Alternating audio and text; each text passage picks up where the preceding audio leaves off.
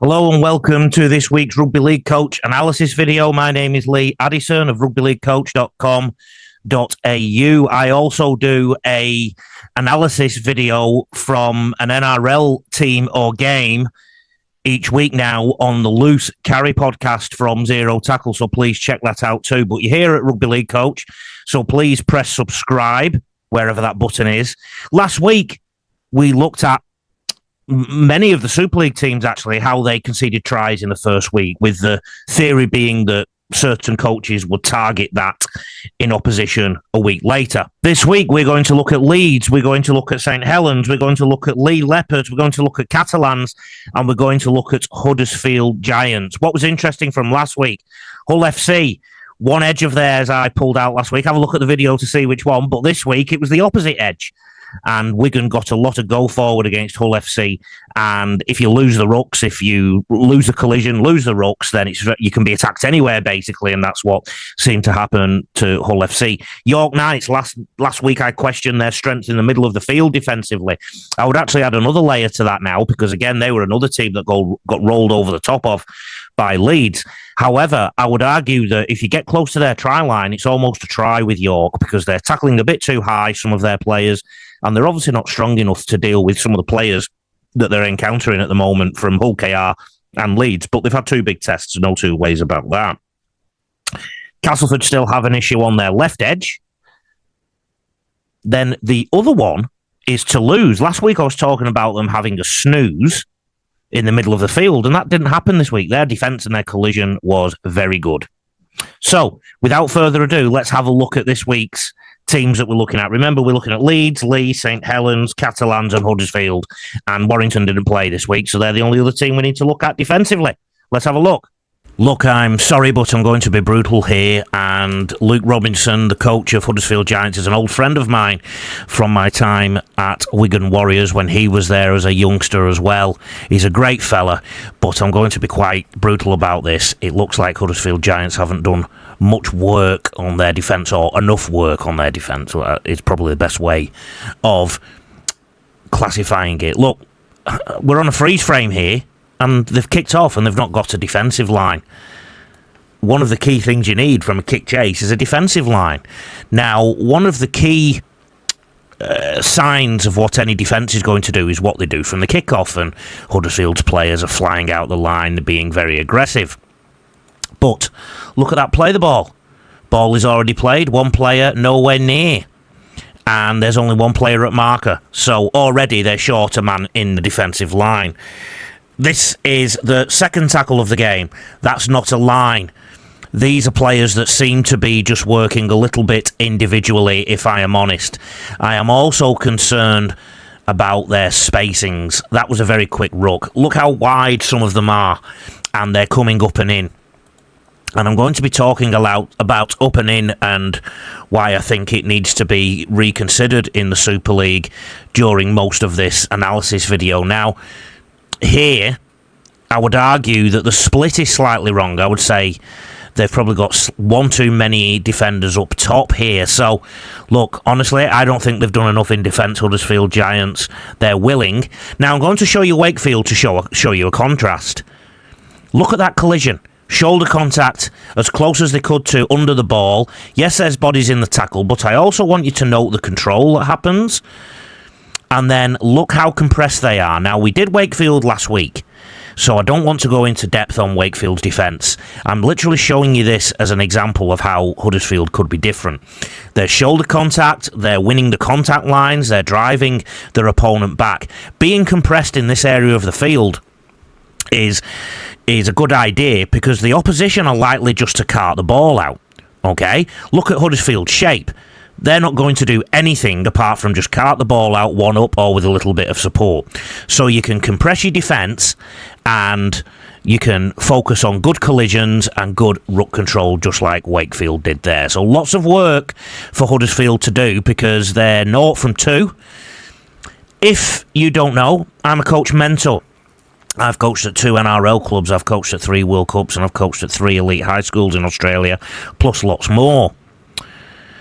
I do coach education and mentoring, and I do this online and in person, and there's plenty of options for you, including right at the moment I have a Coach Accelerator program, which is basically a cost-saving program for mentoring and the online resources. So please have a look at the website, rugbyleaguecoach.com.au/coach mentor, which you will have seen at the bottom of the screen throughout these recordings. But there's just one other thing I want to tell you about right now that won't cost you anything.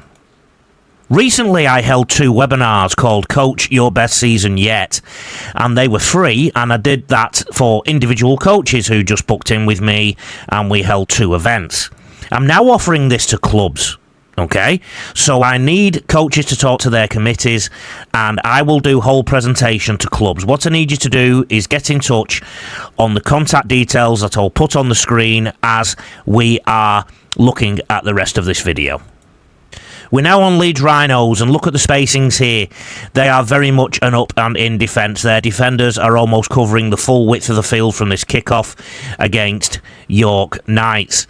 But their collisions are okay, their ruck control isn't too bad, and their endeavour to tackle, their endeavour to control the ruck is not too bad here. Here you can see there's an attacker quite upright, so the defender has got their legs bent to tackle them under the ball. The other 2 are covering the ball, number 15 and the number I can't see here. So definitely a good approach to collision there, at least, even with an up and in defence. Those who follow me for a while know that I feel that up and in is fine, but it should only be in your half of the field, if you like. Now, this would be a concern for Leeds. Look, I'm seeing a little bit of this in Super League. If we watch this clip again, the spacings of Leeds here, just as I've frozen it, are very large, so anybody running direct will fancy their chances. But secondly, look at the collision. Very high. There's one really low, but the second one is really high. So number 17, nice and low there to the legs. That's a risky tackle, because if the second person doesn't come in, a passive tackle would probably lead to a try. And also it's a sign that they're too spaced, and his tackle technique wasn't great because his feet are so far away. But the second person that I'm highlighting now has gone really high to wrap up the ball. I think he'd have been better served putting his shoulder in under the breadbasket, and I also think they'd be better served if they were tighter at the ABC area. So a try has been conceded there, where really top flight side should not be conceding. Also, have some concerns about Leeds' defence in terms of their reads and in terms of their ability to follow the system at the moment.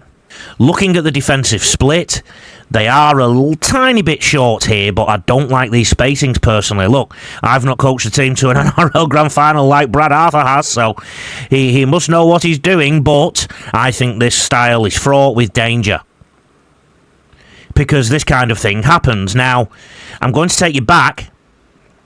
Look at this defender that I'm highlighting now. I can't see his numbers. Come out to disturb any passing move. That's because he knows they're short, okay? So that speaks to the split. Secondly, the spacings are too wide, and there'll be a clip in a moment that you will see this very clearly. And again, those 2 players tried to go high.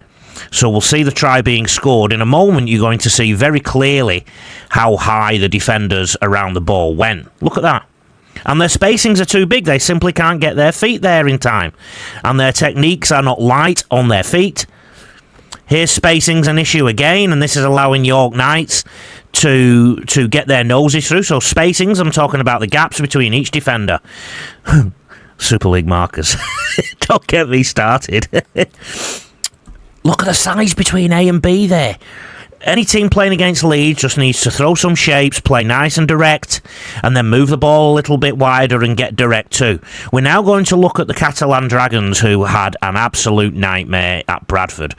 At least this was a little bit tighter. The first collision was good. The contact line was 1. And right now they're moving up fine. It didn't last long. They're not a perfect line by any stretch, but they actually took metres off Bradford there. Now, this is where it got difficult for the Catalan Dragons this week. Look at their spacings. Very wide. What I'm advocating for is them to be at least tight around the A, B, C defender area. Okay, so that's the first 3 defenders either side of the play the ball. Maybe just the A and B. And then the rest of the defenders can be a little bit wider. because the threat is the ball. And if you don't cover the ball, the opposition can score, okay? And it doesn't make sense to be too spread waiting for the pass when you're so exposed in the middle of the field like they will be in the moment, especially when it comes to poor collisions again. High tackles, not muscling up very well. Here's another one where the defender that I'm just highlighting now has come out the line. I'm going to argue he didn't need to come out of the line. He should have just stayed in it, because the Catalan Dragons team is basically set. Because he's jumped out the line, he's made number 13 change his position of attack, and that's put the Catalans' defence into some trouble. And here's a break, which we're going to analyse now. Okay, ball carrier here. Some Catalans Dragons players at the top of the screen probably need to be shifting across.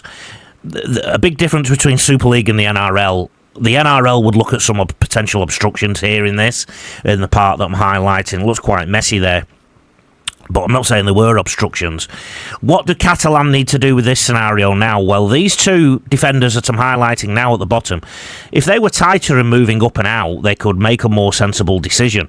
Instead, that defender that I'm trying to highlight, he did what the Bradford defender did last week, where they slide before the ball gets to them. So he's turned his back to the attacker, and the attacker just chases through. So some very basic stuff for me. I think a lot more of these teams need to move up and out in defence.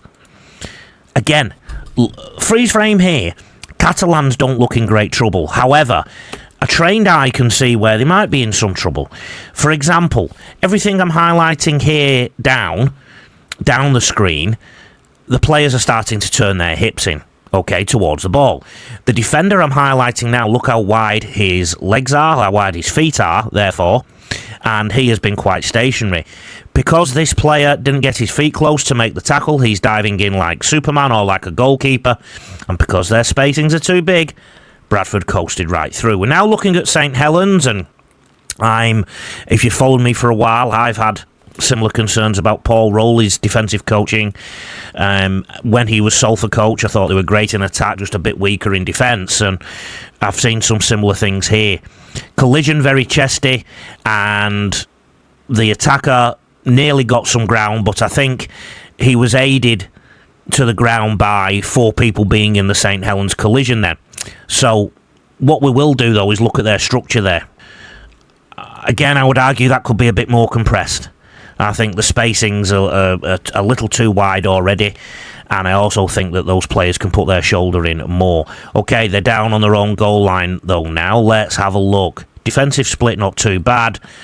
The line, not too bad, although I do think the fullback detached a little bit too quickly there, because look at the gap now between the two defenders I'm highlighting now and their middle forwards, and they don't move laterally very easily. Did you see this defender got engaged?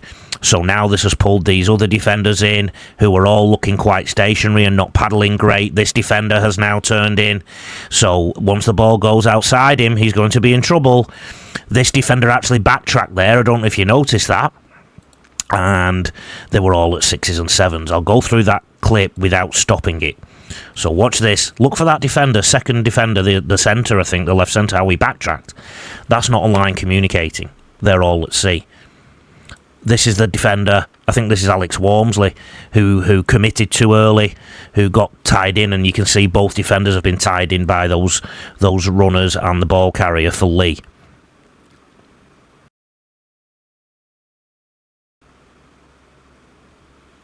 Same issues on the edge there.